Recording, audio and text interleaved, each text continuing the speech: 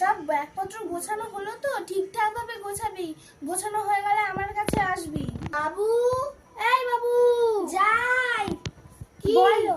Bag tag সব ঠিক করে গুছিয়েছিস তো? হ্যাঁ, গোছাচ্ছি।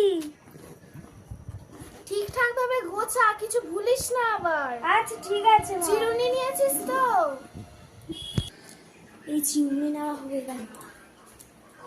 ব্রাশটা নিয়ে নি। এবার আমি